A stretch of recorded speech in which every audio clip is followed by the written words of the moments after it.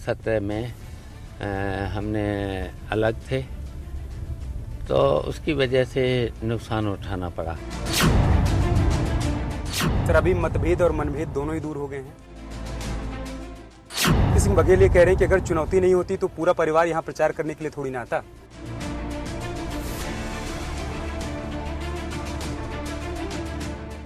क्या यही तय कर रखा था कि एक सीट पर चुनाव लड़ना है? लेकिन ओवैसी साहब लगातार आक्रामक है समाजवादी पार्टी पर भी, अखिलेश यादव पर भी। उनका ये कहना है कि सबने सिर्फ और सिर्फ मुसलमानों का इस्तेमाल किया। अपराध को संरक्षण देने वालों को सभी को हमने सलाखों के पीछे भेज दिया, फिर चाहे वो अतीक हो, मुख्तार हो, आजम हो। कार सेवकों पर जो गोली चलवाई गई थी, आपको लगता है कि बीजेपी के पास वो एक बड़ा मौका है जिसको लेकर वो बार बार समाजवादी पार्टी को घेरती है?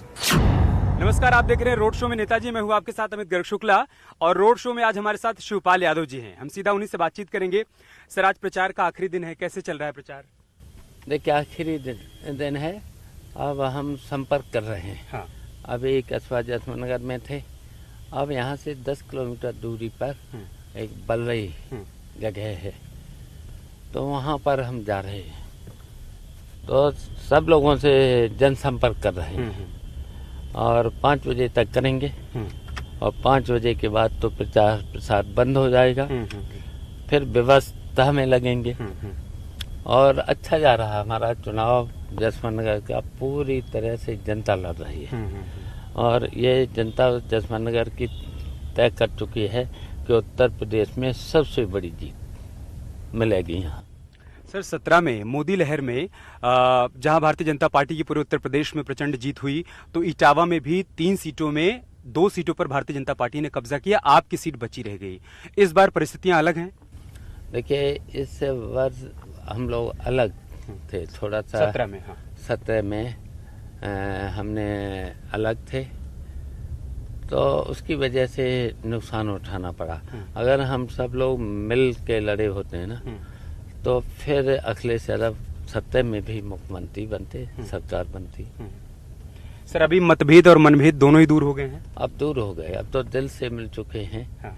अब आपने कल देख लिया है, इटावा में शहर में हम सब लोग, तीनों लोग, नेताजी, हम और अखिलेश, सब लोग एक साथ थे, और हम तीनों लोगों ने यहाँ समाजवादी पार्टी साइकिल के लिए वोट मांगा है। आपने करहल में भी अखिलेश यादव के लिए प्रचार प्रसार किया?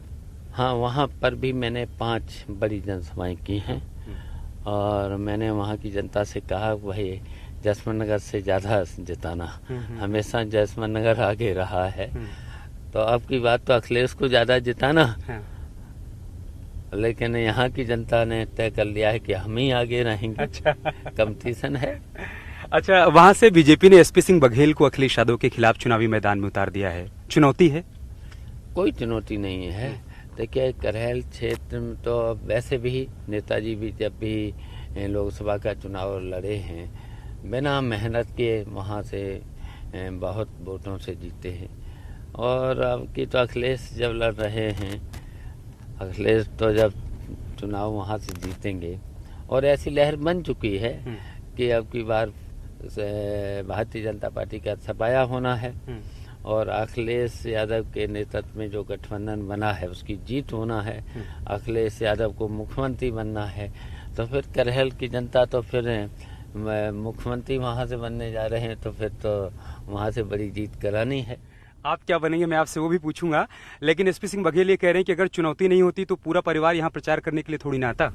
देखिए, चुनौती नहीं, वो हम लोगों का गृह जनपद मान लीजिए, कर्म क्षेत्र मान लीजिएगा, तो वहाँ तो इतना जनता का लगाव है, तो जब लगाव है तो फिर वहाँ जाने का मन ही करता है, और जनता भी बुलाती है।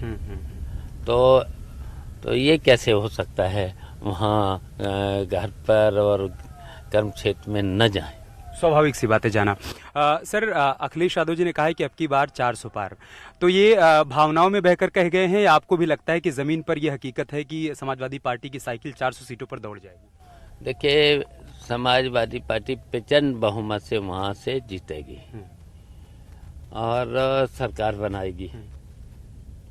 अब मेरा तो आकलन है 300 से ऊपर जाना है। 300 से ऊपर? सर, आप जब मथुरा से यात्रा लेकर निकले थे, मैं उस वक्त स्टूडियो में एंकरिंग कर रहा था, हमारे सहयोगी ने भी आपसे बातचीत की थी। आपने कहा था कि राजनीति में संभावनाएं हमेशा बरकरार रहती हैं। हमने तो कई बार कहा कि गठबंधन कर लीजिए, नहीं करना है तो विलय कर लीजिए। उस वक्त क्या यही तय कर रखा था कि एक सीट पर चुनाव लड़ना है, या फिर आगे चलकर ये मान जाना है कि समाजवादी पार्टी के सिंबल पर ही लड़ना है? देखिए, मैंने उस समय ऐसी परिस्थितियां थीं कि जब हम निकले तो जनता ने हमारा बहुत बड़े पैमाने पर स्वागत किया, हर जगह किया, हर जिले में किया, और लगभग हमने 65 जिलों का दौरा कर भी लिया था। अच्छा। तो देखिए, पहली तो समस्या मेरे सामने आ गई थी कि हमारा जो चाबी का निशान था तो वो फ्रीज कर दिया गया। अच्छा। जो हम 3 साल से चाबी का प्रचार कर रहे थे। और दूसरा, जनता कह रही थी कि एक हो जाओ, और चचा भतीजे एक हो जाओ। जनता एक का कहना ये था, तभी भारतीय जनता पार्टी को हटा पाओगे। इस पर बीजेपी वाले कहते हैं सर कि शिवपाल यादव जी के लिए मजबूरी भी थी और जरूरी भी था कि वो अखिलेश यादव के साथ चले जाएं। तो देखिए, जब पूरे उत्तर प्रदेश की जनता का रुझान हो तो फिर जनता का रुझान राजनीति में न समझे तो फिर राजनीति करना ही बेकार है। अच्छा, एक और रुझान था जिसकी तस्वीरें बार बार सामने आई थी सर। ओपी राजभर से भी लगातार बातचीत चल रही थी, आप लोगों की कई मुलाकातें भी हुई, बैठकें भी हुई, जिसमें ओवैसी साहब भी थे। फिर बात कहाँ बिगड़ गई? वो सब अलग अलग रास्ते पर चल पड़े। नहीं, देखिए, हम लोग समाजवादी हैं, तो जब समाजवादी हैं ना, तो मैंने हमेशा कहा कि हमारी प्राथमिकता समाजवादी है।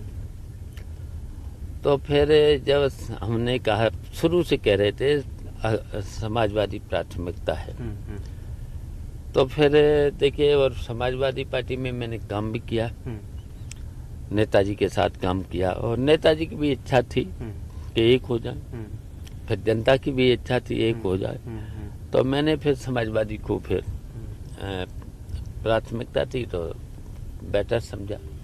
ओपी राजभर इधर आ गए, उनका गठबंधन भी हो गया, आप समाजवादी पार्टी के सिंबल पर लड़ रहे हैं चुनावी मैदान में।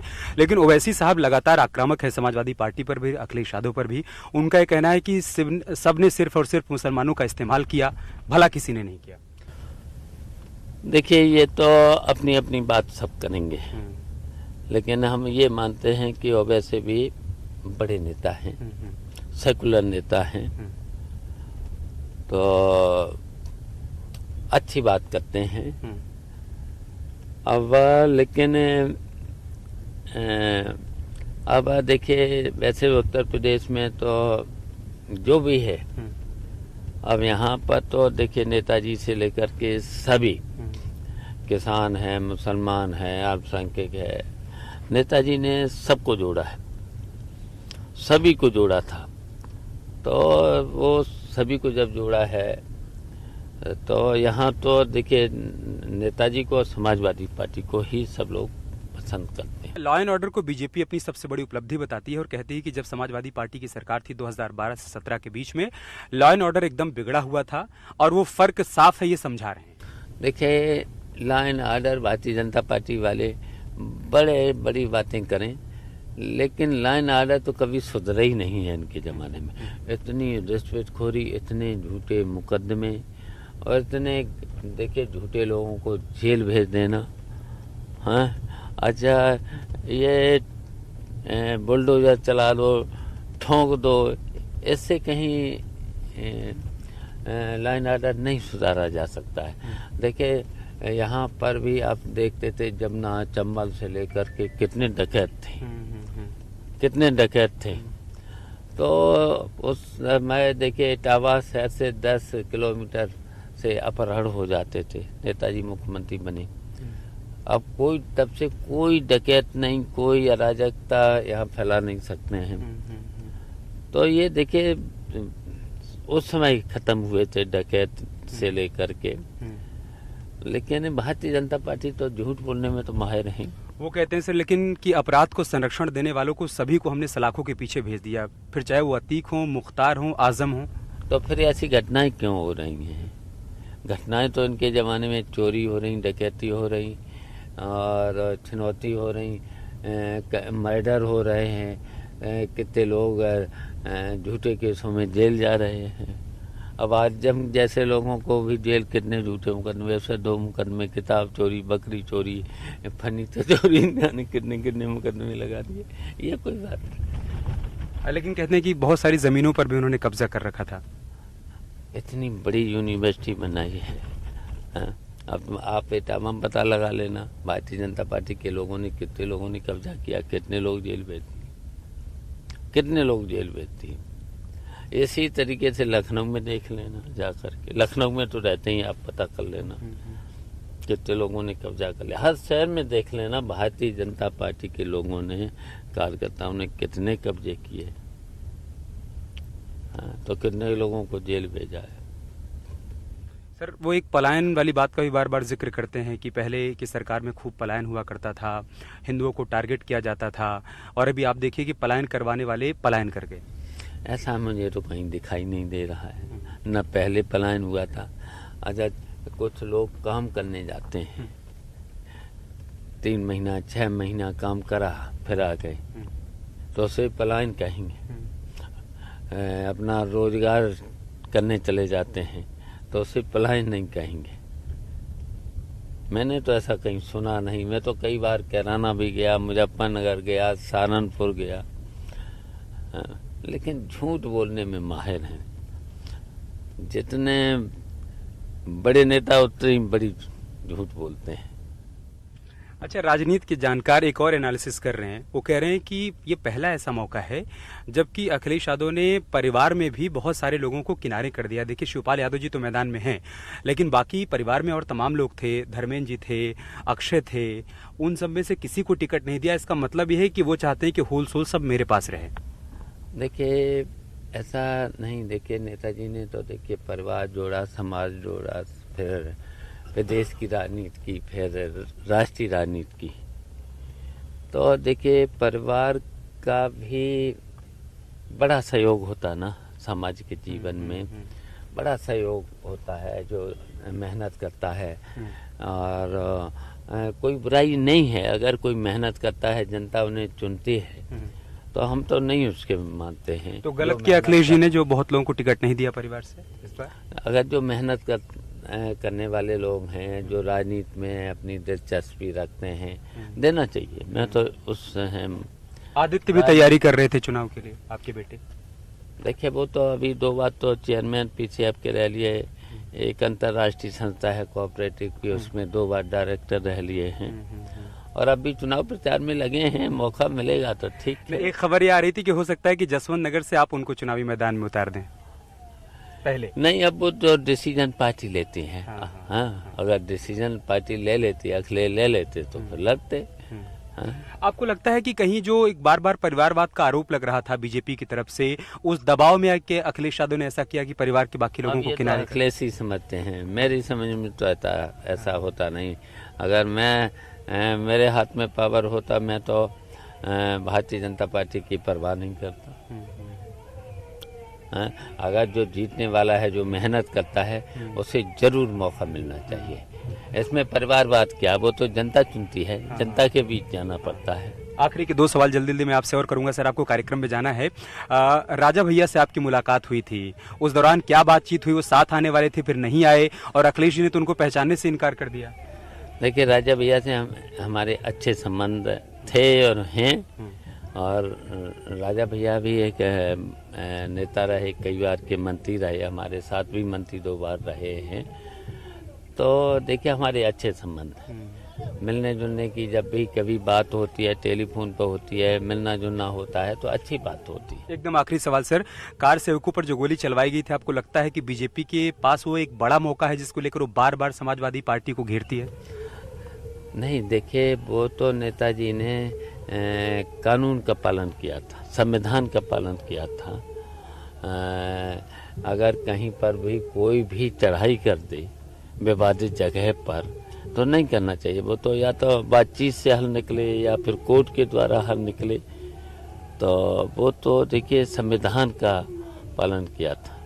Thank you sir, thank you. आपने व्यस्त समय से समय निकाला, हमसे बातचीत की, थैंक यू। तो शिवपाल यादव जी को पूरा भरोसा है कि 2022 में तस्वीर बदलेगी और साइकिल एक बार फिर से रफ्तार पकड़ेगी और 22 में समाजवादी पार्टी की सरकार बनेगी।